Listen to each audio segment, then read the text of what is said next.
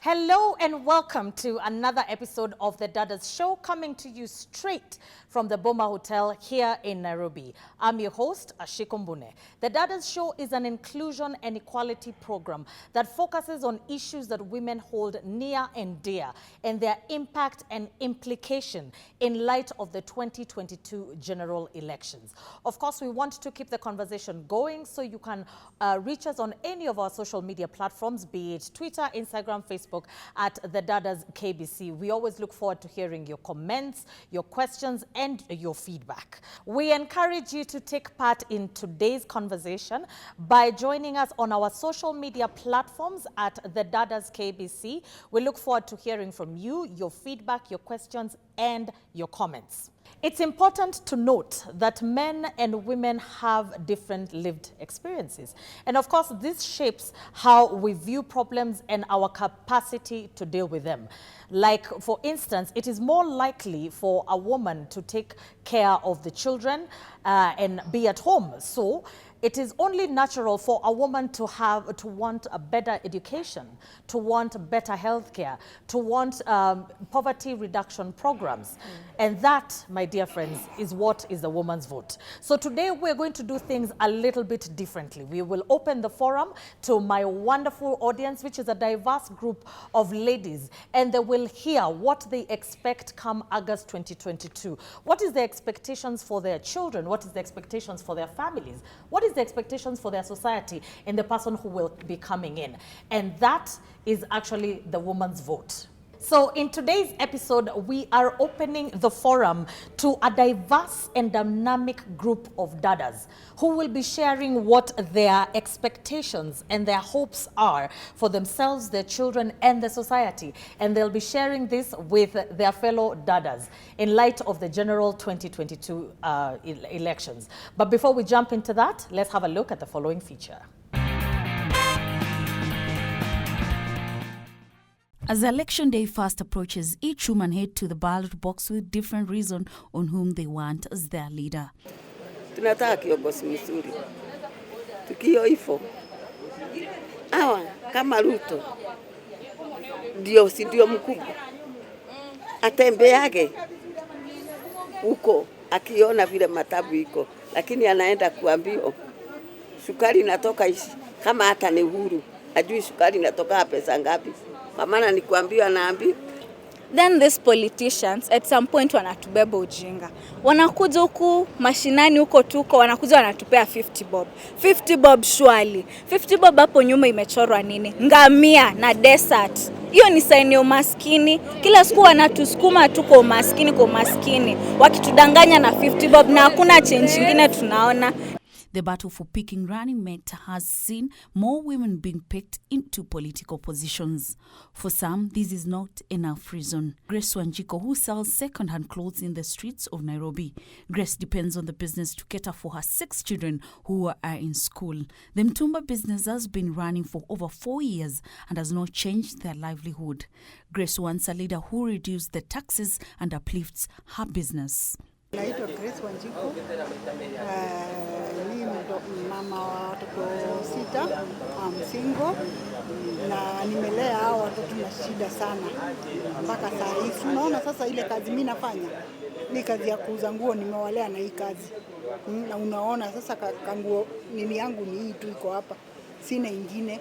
Hata wale watu tutachagua kuanzia hizi kama saa hii mimi nauza hizi mtumba nipande juu. Klasi ingine niwache kukua tu hapa. Sasa kama saa hii watoto wangu hakuna mtoto wako kazi, uko hivyo wananiangalia mimi juu hivi, unaona hivyo. Tunataka hata yani tax ipunguzwe. Hii tax iko juu sana kusema ukweli. Hata unajua, hata yeye mwenyewe unajua. Tunataka ipunguzwe iwe chini kidogo juu ya hao watu wako chini. Kwa sababu hata mimi kijililia na lilia hata wengine hao wako chini. Si unaona kama sasa hawa tuko nao hapa. Ndio tupande tutoke hapa chini tuko tuende juu. Anga maisha ichange. Implementation of the 2/3 gender rule provided by the Constitution has been fraught with many challenges. However, many women have overlooked the challenges and taken up more political roles. Mama Kang'ethe, a businesswoman in the streets of Nairobi, will only vote for a leader who is in touch with women's issues and a leader who can be easily accessed. Mimi naitwa Mama Kang'ethe. Mimi ni mfanyikazi hapa City Market. Lakini wakati niko nje. Hata wakubwa. Unamuona tu wakati ya kampeni. Lakini wakati ya nini? Huwezi muona. Asunguke. Kama ni soko hata huyo. Kama ni Uhuru akitembea ajue vile wiko. Tulienda kula mara 2. Tukuona vile tunasaidika. Angalie. Na sikuambiwa akiwa ofisi. Vile anaweza sunguka kama hii soko. Akuje mwenyewe ajione. Asimame hapo aulize. Simbeleni walikuwa nakujaga. Wacha Uhuru alikuwa na kutembea na makio na Ruto. Hakuna pahali siku hizi waendi. Akuja kama akuulize wewe ni shida gani uko naye. Kwa maana sasa vile tunaongea ni kuambia utaenda kumwambia lakini hakuona. Perpetual and Veronica, students at the University of Nairobi, want a leader who will guarantee equal opportunities after they graduate from university. Yeah, I'm Veronica. So, I would like to say about politics. Yeah, I'm one of the persons who are going to vote on coming August. And so, according to me, I would like, the government has been giving us fake promises for the recent past few months and years when we go for voting. But I would really appreciate if this time round, the government did something different. Out here, there are so many youths who are out of school, from universities and etc. You see, but we lack opportunities. Okay, I'm Perpetual, mini student hapa UON, and I live in Ruiru. Actually, I travel to school every day. Nikuje huku. Then something I want to say, me nitapiga kura, yes. Now, when I'm voting, I want people to stick to what they said. I'm voting for someone, ndo nione chenye alipromise ametimiza. Every Kenyan has a civic right, and it is their duties as a citizen to shape the future of Kenya. Welcome back. Joining me to tackle the issues and the concerns and to share light on what their own expectations are is two wonderful ladies I have had the privilege of interacting with in the past. I'll let them introduce themselves. Yeah, thank you very much, Ashiko, and the audience. My name is Madam Gladys Chania Mwangi, and Madam is my name. It's a gazetted name. Don't salute on that. I am an aspirant and a candidate to be on Wednesday for Jubilee Party, Kiambu County Woman Member of Parliament, the woman rep, and I'm glad to be here today. Thank you so much. Yeah? Thank you, Siko. My name is Winnie Kaburu. I don't know where to start introducing myself. I'm a businesswoman, I'm a politician, and a woman's defender. That's a very good introduction for this. Thank you. Fantastic. So today I will hand over the reins of the show to my wonderful audience who will, as we mentioned, share their expectations and their hopes. And in the event that they have any question for our aspirant and someone who has also been sitting, the panel in front of us is well and capable with dealing with any contentious issue that we may be having here. So to start us off, we will have Bridget. Thank you, Ashiko, for giving me this opportunity. My name is Bridget Songong. I'm a politician. I'm a founder of Warembo na Disability Society of Kenya. My questions, or is it a question or a compliment? Yes. As a woman, they say if you fought for a woman, you are fighting for the society. I'm so glad to see a pretty women here, Gladys and Winnie. And I'm voting for women because of health. Straight, I'm talking of sexual reproductive health. And I'm talking on behalf of women with disability. We have been neglected when it's come to health. I'm talking about my personal experience, like a woman. There is a time I needed for checkup. Health, we women, we are vulnerable for maybe yeast and everything. When I walk in, I ask the doctor, I need medication. I'm like, as a person with disability, I'm not like to be assisted when it comes to health. Many women with disability we have suffered. We have lost, like this year, we have lost like 4 women. They were pregnant, and when we enter them, when we go to the hospital, when we work with the hospital, we are not treated with dignity. The beds are not friendly for us. You find someone who has a wheelchair, and the first thing when the doctor sees you is like, how did you get pregnant? My concern is our mamas. As you go there for this, can you champion for us to get unhealthy? Like it should be working like I should go for the FCT and they take me like Bridget. It's you have a right to see how to check your health. So we need to, as a women, you need to champion for us to get health. Again, when it comes to gender-based violence, it's not only that I might not be married so that a man fight me. Even the family, our family, we are being treated like I'm not human being. Like we had a case in Kakamega whereby a person with disability was raped and the family went quiet. As a woman, what is your role, mommy, when you take that seat? Yep. Thank you so much. Those are some very powerful, actually, and very pertinent issues that Bridget has raised, which is the sexual and reproductive health care for PWDs and gender-based violence. So I'll let the ladies take them. I'm here at the right time and as the right person also, and so I feel very good. On gender-based violence or sexual gender-based violence, the country or the nation of Kenya already have formed technical working groups in the whole of the country. Every county has an SGBV, Sexual Gender-Based Violence Technical Working Group. And for example, the county I come from, that's the county of Kiambu. I'm the chairperson for prevention and sensitization against SGBV. And what you have said are things that we come across every day. And as an advocate of the same, this year I was a champion, the county champion on SGBV. So I'm an advocate of the SGBV for people with disability, because it's for the whole community. So for me, when I get in parliament, I'm not going to start. I'm just getting a better platform to do what I have been doing better.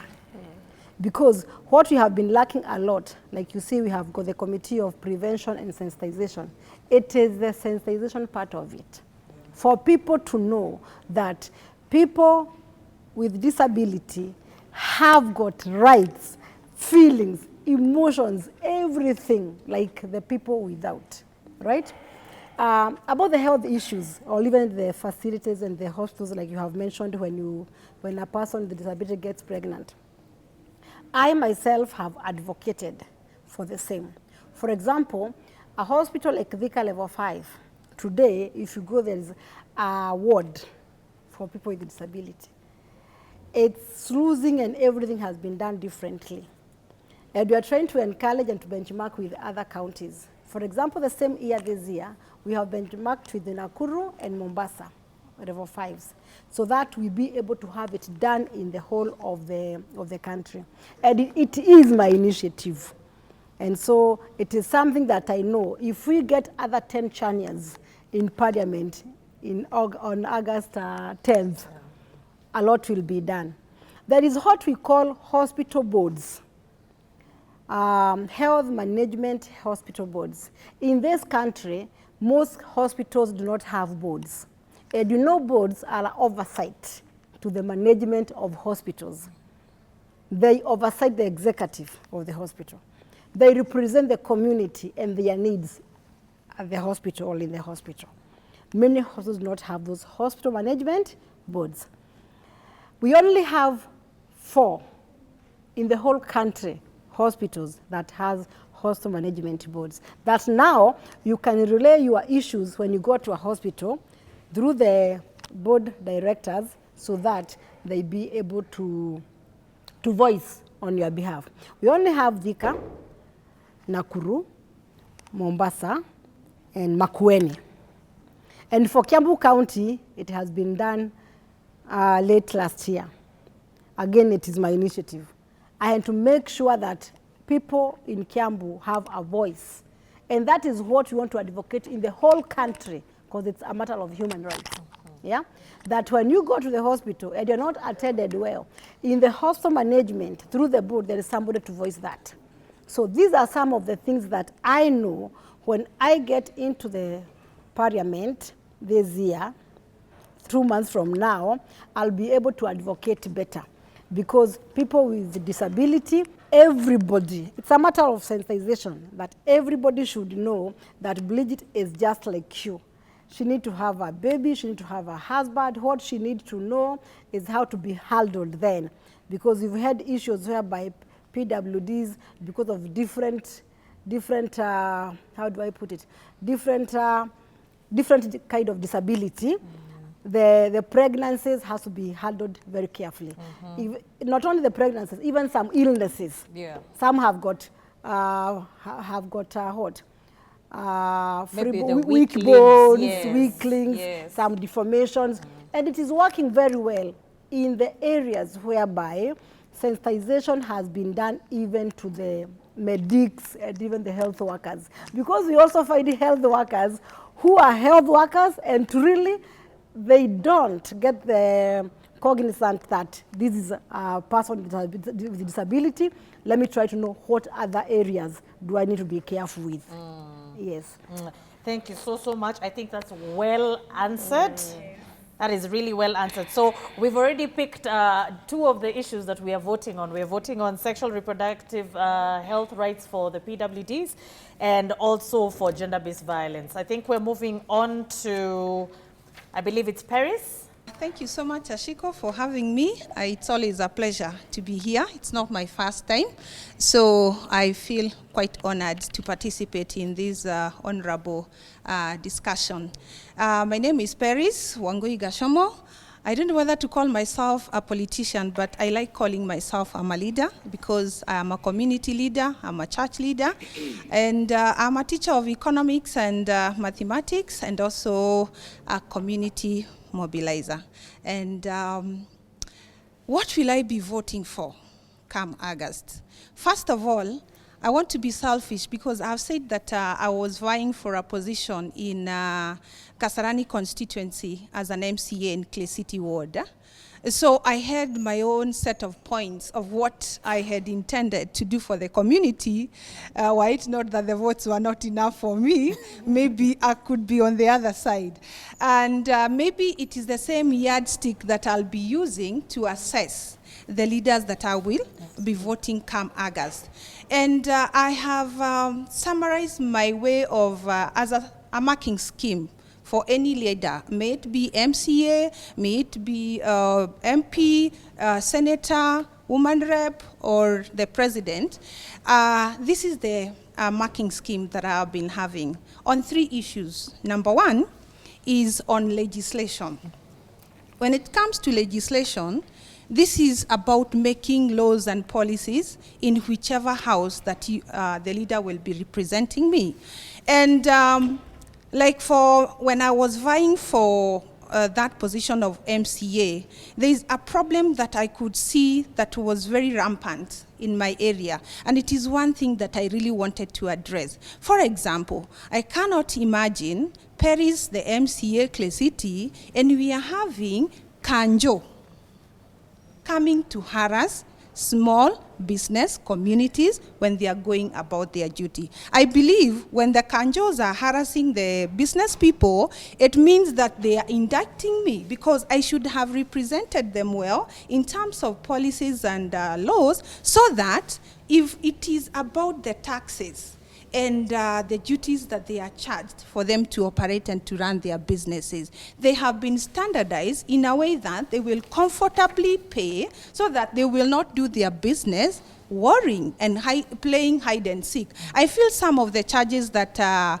meted on these people, they are too high, and they have not put on a scale by the leaders to see that this caliber of business people, they can afford this. I'm also sick and tired of seeing people in my ward, wherever I'm moving around asking for votes, they're asking for handouts. And these are people who are educated, very young men and women. They're asking for 50 bob just to go and and have lunch. We need to classify the kind of electorate that we have in our areas of representation. I know there are those who can do the manual jobs, so the work within the ward, maybe about making the roads and other infrastructural assignments, they can do that work. But majority of our sons and daughters, they are not physically fit. So we need to think out of the box, not just promising them that we will give them kazi mtaani. They cannot do that. You call them to dig the ditches, they cannot do it. But they are intellectually very sharp.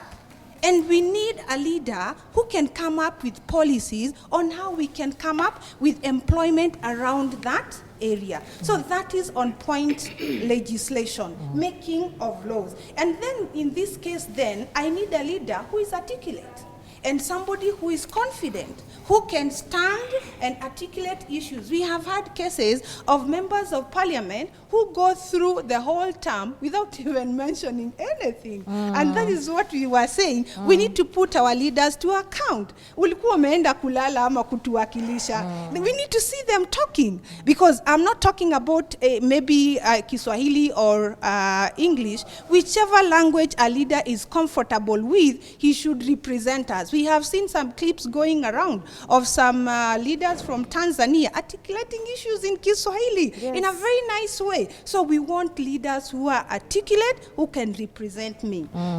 Point number 2 is on representation. Yes. Representation is somebody who can take my issues from the ward, from the constituency, from the county, and take them there so that now the policies can be developed out of that representation. So I need somebody who is close to me as the electorate and the other people. Do they know that a certain school does not have a perimeter fence? And as a result of that, we are having people who are sneaking in drugs and our kids are getting introduced into drugs. We need somebody who's, and I don't want to be selfish, but the person I'll be electing must be, if not a resident of my ward, then it must be a resident of the constituency. Yes. Because I do not want somebody who will be going to represent me and is not coming back home to learn of more issues. Yes. That is representation. Number 3 is about oversight.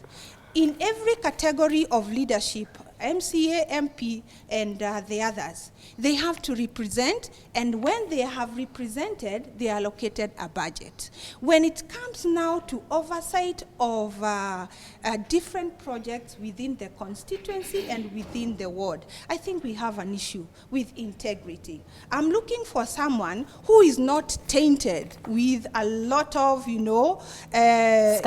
scandals, because if you have scandals, most probably you'll go to sort your own scandals than to work for us. Yeah. So I'm looking for someone who can stand with their head tall, that I can represent my people, and when I'm given the money, I will make every cent count in every assignment. So now to my panelists. Maybe this is an area that you have already considered in your manifestos. And Madam Gladys has already highlighted to that, and I'm thumbs up for that, about the committees that you have talked about.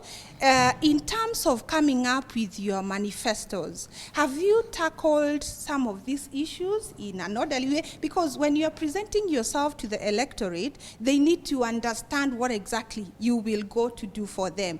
I know Madam Kaburu, just like me, maybe she's not progressing with, with this fight, but through your experience, how do you see the leaders that we will be putting on the ballots come August? Do they represent these issues in an orderly way in their manifestos? That's a fantastic question, Paris, directed to Madam Kaburu. Madam Kaburu, with your extensive experience, from the previous elections, does the crop of leaders right now, look like they can represent the issues that Paris had articulated? And she's talked about legislation. She's talked about people who are able to articulate the issues. She's talked about oversight and just people with a bane of integrity. Do you feel like, from your assessment, being that you have been there? Thank you. Thank you very much, Shiko. Thank you very much, Paris. I think I'll just look at this thing more generally, because I think we are talking of voting in Kenya. I am a bit disappointed because I'm looking what is happening right now.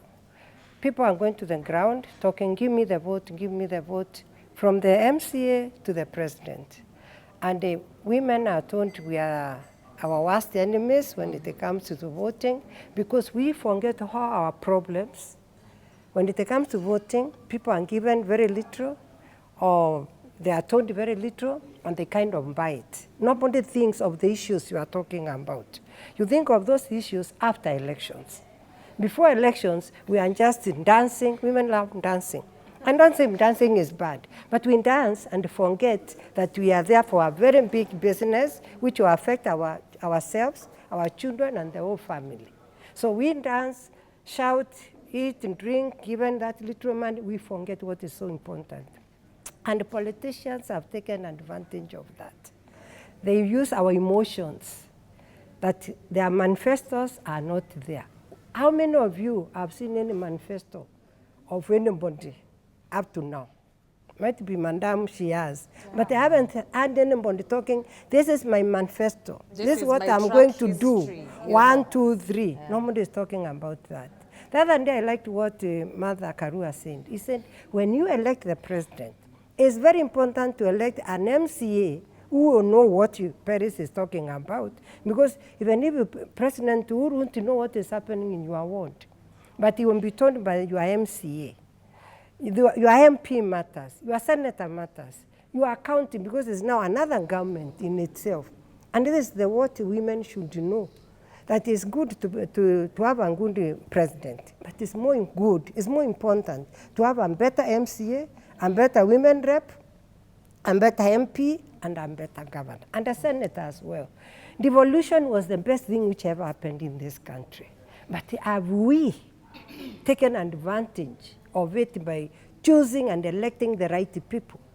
I remember when God was so great to us, and Professor Lekiapi, we were able to go to 45 counties, which was really by grace of God. I went to Turkana, I went to Waja, places I've never been. And I'm telling you, you are talking about the issues which are okay. Go to Turkana, go to Pokot. Those people don't even, they have no water. I mean, are you in Kenya or are you in a country where you are reading the books? There are people with problems and they are represented. And the MCA, the MP, they don't even go back home. After elections, they live in Nairobi. This is the truth. They don't even go home. You go with water like this. A woman comes and tells you, please give me that water. She will give her, she'll put it here. Ask, why are you not drinking? Say, I'm taking to my grandchildren. They have not drank water for 2 weeks. Our skin is like a thread because of lack of water. So what you are saying is so true.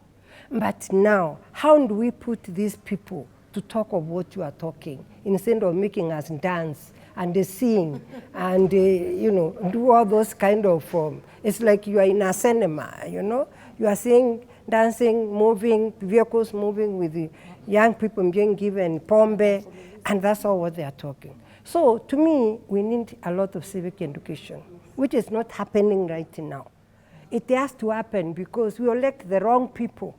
I can say, I had a manifesto. What you are talking is what I'm talking. Then devolution. Who is talking about what in devolution is going to do? She talked about health. I do waste management as a business. And I am in Kilifi, in Omabe, in Meru, in Ukambani. The waste of the hospitals, I'm telling you, if you know about it, you feel so scared. She knows what I'm talking about. So to me, is that we are having people, or people want to go into parliament or to be leaders. They don't know what job they are applying for. They have no idea why they want to be an MC. Ask an MP, why do you want to become an MP? I can talk to Madam Chania because I know why she wants to become a women rep. Ask your women rep, why do you want my vote? What are you going to do for me? If she has no answer, Forget about her. Don't give her because she's so beautiful or she has so much money or she is related to so and so. Because those are the issues which we look at and which don't help us. I was talking to some ladies a few minutes ago about business. I've been in business for the last 30 years. I was working in post office as a postal controller. I left the job and went into business without knowing where I'm going. A friend of mine gave me a small office. She was a lawyer. And I started selling. I think I know the whole industrial area. I went from one wind to another. I was selling stationery, computer stationery and normal stationery. But I started thinking like a man, not a woman. When you want me saying that is the truth. I started thinking, how do I make business? Men, right now, they are thinking how to get the vote from women. It doesn't matter if they are their girlfriends, their wives, or anybody else. They want those votes. So, and they know what they want. They know what they want. Women, we should also know what we want as women. You want good health, you want taxes to come down because you go to the supermarket with the 5,000, you can't buy anything. Why are those taxes so high? What is it that, what do they do for us?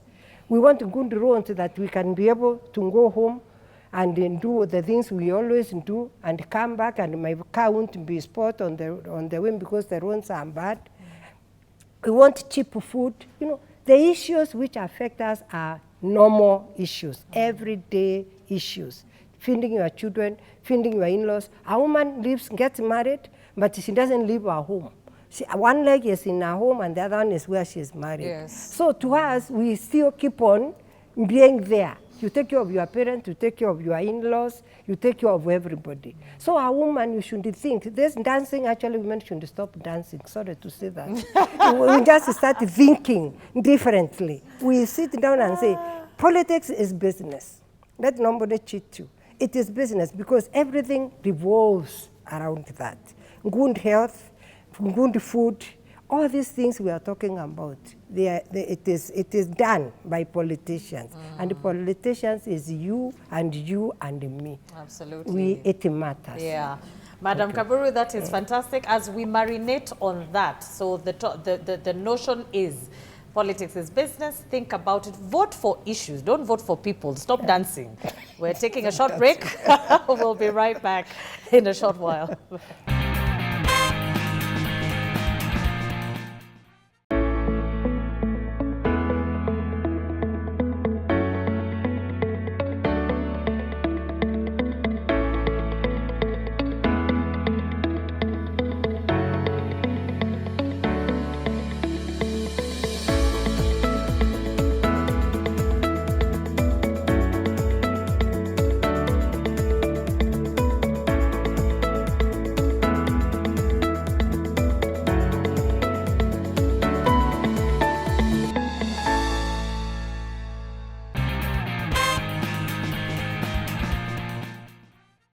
Welcome back. Before the break, we were able to outline some of the issues that women are voting for come August during the general elections. We will move on and continue getting some of the other issues from the rest of the audience. Nungari? My names are Nungari Ndehi. I'm a Kiambu youth leader. My party is Jubilee, a small business owner. And for Madam Chania, as a young mother, I would want you to let me know what are your plans for the young mothers who are in business and who are in politics as well, so that when we're going out to the field, we are sure that our children are safe. And for Madam, as someone who has worked in boards like KEPSA, I would want to know what do you think would be the right channel for small business owners like I to use when you're going to get funding and to improve in business? Thank you so much, Nungari. We're going to move to the next question. And I believe that is from Farida. Thank you, Ashiko, and the panels. My name's Farida Mumbi, a former UDA aspirant, Airbase Ward, Kamkunji constituency here in Nairobi. And I'm voting in a leader, especially the women rep. It was a joy to us women when devolution came, and we thought that by having the 47 women across the country, that they were going to champion for women rights, women empowerment, and women issue, but there's nothing to smile about it. For instance, as a woman, I feel the pinch of the high cost of living, the hiking of foodstuffs, oil, and everything, the taxes, and none of the women rep has ever come out and petition the government or air our grievances as women. You will see the women ganging up when one of the politicians has been insulted or anything to do like that. They mobilize women to come and maybe counterattack the person who had insulted maybe their party leader, but on women issue, none is there to be seen. I hope in the coming election, women will be wiser and will vote in an individual and not a party, because we are looking for a person who will champion for our rights.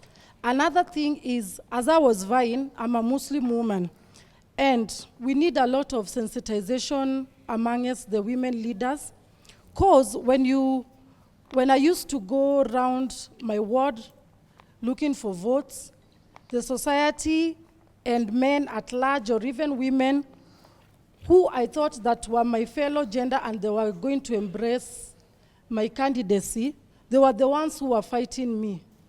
So, as a woman, I feel like in the Muslim community where a woman is there to be seen and not heard, we need a lot of advocacy, sensitization to the women in the grassroots. Thank you.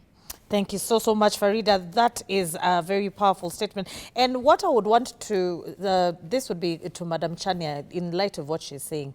What are some of the things, like, she's talking about getting stigmatization from even, fellow women, fellow Muslims. You understand? So here, how would you tackle that in the future? When we're talking about sensitization matters, because you're not vying only for the Christians, or you're vying for everybody. How will we go about sensitizing the society and the public at large that it is every single person's right as a Kenyan to vie for parliament, to vote and be voted? I think in this country, and what I've come to realize, we have got so many young parents. Unfortunately, some young parents are teenage mothers. And teenage pregnancies is becoming a menace in this country. Actually, we are having what we are calling triple threat in the country. The triple threat in Kenya today is HIV and AIDS, which is very silent, that we no longer talk about it since the medication started coming in and we started growing fat even when we are sick.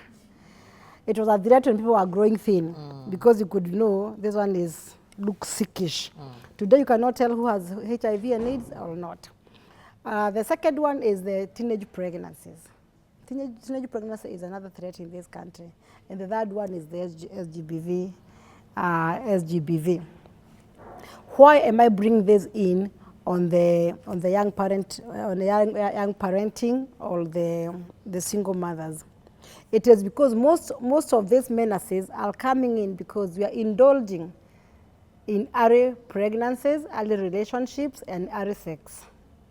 Yeah, and as a country, already through what I brought earlier about SGBV, we are trying to see how we can prevent and sensitize against early marriages, teenage pregnancies, even under the law. For example, in a country like Rwanda, you cannot marry a person who is below 21 years. And in Kenya, it's about 18 years. Rwanda is 21 years. No church will give you a marriage certificate when you are marrying below 21 years. And people should know that a marriage certificate doesn't come from church. It comes from the government. It's not a church thing. But people think, kwa sababu unapewa na pastor, it is coming from the church. No, it's a government thing. So these are some of the policies that we need to put in place when we go to legislate. And another thing that people should know is that at 21, nobody is mature enough, even body-wise or health-wise. When you get a baby with a baby, you produce a child who is also not well nourished by birth. Yeah? And these are some of the problems that we start having with infants. Kila wakati the mothers are at the pediatric and wards because the life starts from conception. So about parenting, about young mothers, we have to do a lot of sensitization, not only to them when they are already mothers, before they become mothers, so that they can prevent from becoming mothers when they are early. Then we have to sensitize our people about the need for education. At 21, you're supposed to be at the university. What are you doing in the house as a wife? Mothering. You see what I'm talking about? Yes, let us enhance the need of getting education, so that you come from secondary school to the university. By the time you are finishing all these things and getting busy, you are 26. You are not mothering without capacity of knowing how to go about parenting. You have choices. Yeah? Nobody will even mishandle you because you have capacity. Even this as GBV is it's about lack of capacity at times, because you get mishandled. You give in to yourself. Huna maji yako, lazima uombe maji ndio uletewe kwa nyumba. Lakini ukiwa na chako, you have no issues. Yeah? So it is a lot of multisectoral things that we need to mold a person to who a person is. Like now I always ask people, can you just sit down and imagine Madam Chania, someone coming in the house and mishandling me? It will be difficult because why? Hata kama hakuacha ya nyama, amepata nyama kwa meza. Tutaulizana nini? Si ni kweli? Some of these things. Yeah? So we need to empower and capacitate our girls to be women and to be ladies. Ladies don't get mishandled. No. So that is one thing about young parents. And on me, and where I'm coming from, it's about no young parenting. Tupeleke watu shule, wasome, ndio tusiwe na young mothers. When we curb young mothers, we curb poverty, we curb SGBV, we curb HIV and AIDS, and the country will be stable with good women. When we are all ladies, the country is stable. There's a lady that I serve with in some of our programs, and she's a Muslim lady. Right? And before we started serving with her back in 2018, it was like she could not even talk in the forum, in committees. But you know, as Muslim women, we don't talk in front of men. Today, I think she's a most noisemaker in the, in the committee. So it's about the religion. And at times it's so difficult for us to enter in some of the religion matters. So we are encouraging you, because you understand your religion better, to try to bring this change. Yeah? That now you have got, it's all narrowing down to capacity building, that now you have been empowered and you want to do and be like any other woman in the world. You want to be global. You don't want to be coming like in a forum like this, that you don't want to talk because there are so many men, or you don't want to wake up and serve, because you don't want to crisscross among men. And the world is about both genders. So there's no way you'll be homogenized that because you are a Muslim woman. Yeah. That stigma, we have to fight it, and it has to start with you. About the cultural things and religious things, it is the people themselves to decide how they want it to be. So come out and advocate for the rights of a Muslim woman to belong anywhere and not to be stigmatized. That's true. Yeah. I agree because I believe it only takes one spark to get the fire burning. Yes. And of course I have to commend you for actually even aspiring and pushing, because not only even some of the barriers that we encounter may not even be just religious. They could be culturally, they could be, they're based everywhere. And here on the Dada's show, we seek to break those myths. We seek, that is the main mandate of the show, to break those myths. So, of course, by taking a step and coming on the show, by taking a step, I believe you have started a movement. And I will not be surprised in the next general elections, even in the next coming, we will be seeing an upsurge of Muslim women who have decided enough is enough. We know what we want, like what we are discussing here today. We know what we want, and we are going to go for it moving forward. We're going to move on to Annabelle and Helen, and this will be to Madam Kaburu. For sure, we are grateful. It's been 27 years since the Beijing Declaration. So when we are here at the Dada's show, we are happy because we are going to talk about the women issues. And in August, I'll be voting for a person who is going to articulate and position women and girls issues. And I will also be voting for somebody who is going to empower the community, including women, youth empowerment. And my question goes to Madam Kaburu. We've been talking about empowerment for so long, and it has been going so well. But after COVID, things just turned around, and we went back like to zero.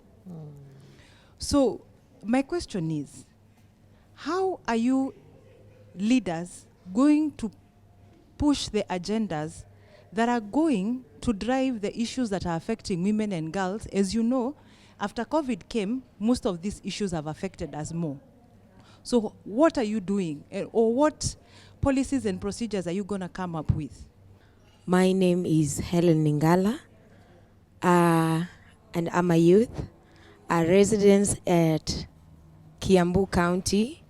And actually, I have a concern, like in matters to do with a healthy environment. Like when we look at this area called Witeithie within Kiambu, like every area there, it's like we're having trash like everywhere, and the environment, it's not good. Like for the past 3 months, I've been living there, and we've been having issues like children are getting sick. My concern is, how are you going to help those people? And of course, there have been MCAs there and leaders who have been there. And since I've been living there, I've been having these complaints from the residents of Witeithie, like they are choosing someone knowing that there'll be a change, like these people are going to help them at least resolve that problem, so that they can have a conducive environment for themselves.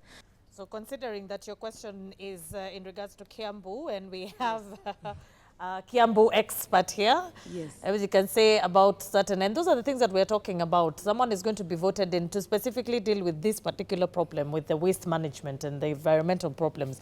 So whoever comes and pays the biggest truck is the person who is going to get votes. What about 5 years down the line? Actually, yeah, Witeithie is a big concern. Witeithie is a big concern. But one, it narrows down to her statement about voting. Yeah, who even the topic of today, whom do we vote? And why do we vote the person that we vote in? Does he have a manifesto to shy off in case he or she doesn't deliver? Yeah. For example, if you come from Witeithie, I think you know, even by the time you are getting to this election, Witeithie did not have an MCA. Yeah. Annabelle, Witeithie did not have an MCA. The MC hasn't worked for the whole of this year. Yeah. Yeah, he deserted the ward and he went to work somewhere else in Mombasa. What does that one tell? Did the people who voted in know exactly whom they were voting? No. Yeah? Witeithie is one of the wards that we don't have loads. I went to a mazishi in a place in Witeithie, in Mudhara, and I was having a small car. I wanted to leave it there and just walk back home because there are no roads. So it's about voters also. If you want development, vote for development conscious people. Not just voting. And this time round, like she said, let us try to vote people who are selling something from their heart, from their head. It's rather unfortunate when you're talking about a whole area that has been deserted for the past 5 years, and yet someone is still getting a stipend, someone is still being paid. You know, what does the law say about that? Actually, because it's, as far from where I sit, it's almost criminal. Actually, there is not the only one who has deserted. There are many. We have the deputy of, is it Turkana? Pokot. He has never even been in the country. He was voted when he was in UK. There are many examples. To us, I feel that we don't respect the law, or the people who we have put in power. They have got so many other things that this one, they have left it in the dark. That said, there's something I want to tell my sister here about your religion and feeling like you can't change things. I'm an example of where I just stood for deputy president, I stood for governor. Where I come from, culturally, a woman is not supposed to speak. And I'm married outside again from that community. Okay? So when I went to stand to vie, I was told, oh, you shouldn't be vying in Nyeri. And of course, if I go to Nyeri, I will be told that you are married here, you shouldn't be vying in Meru. And our culture, and I can tell you, it's only one woman who is nominated. You wouldn't have seen any woman being elected, a Meru woman. It's only this time I'm seeing 13 women are standing. And I think I shared this, yes, you did. to become women rep. And a woman was our women rep wanting to be a governor. To me, that is really a step forward. Because they have just realized, provided you are qualified, you have your right, like anybody else. Even you as a Muslim, you have a right. Let the naysayers stay where they are. You stand up and say, here I am. Where are others who are like me?